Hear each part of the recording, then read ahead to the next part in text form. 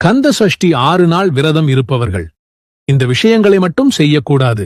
செய்தால் விரதம் இருந்த பலனை கிடைக்காது.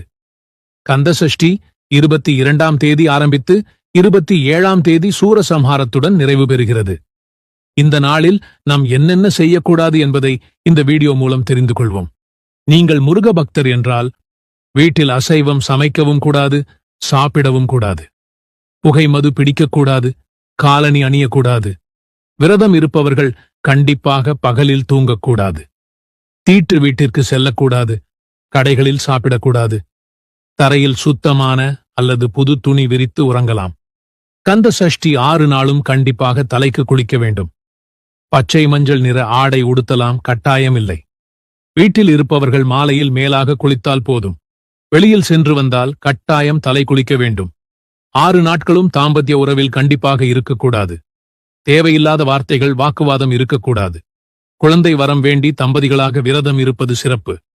மாதவிலக்காக இருந்தால் பூஜை அறைக்கு செல்லாமல் வீட்டில் உள்ளவர்களை தீபம் ஏற்ற சொல்லி விரதம் மட்டும் இருக்கலாம். காலையில் வைத்த நெய்வேத்தியத்தை மாலை நேர பூஜைக்கு அப்படியே விடக்கூடாது.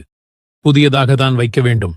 கோவிலுக்குச் சென்றோ வீட்டிலோ சூரசம்ஹாரம் பார்ப்பவர்கள் சம்ஹாரம் முடிந்தவுடன் கண்டிப்பாக தலைக்கு குளிக்க வேண்டும். பின்பு 7ஆம் நாள் திருக்கல்யாணம் முடிந்துதான் கந்த சஷ்டி விரதத்தை பூர்த்தி செய்ய வேண்டும். எந்த விரதம் இருந்தாலும் தினமும் தண்ணீர் கண்டிப்பாக குடிக்க வேண்டும். தண்ணீர்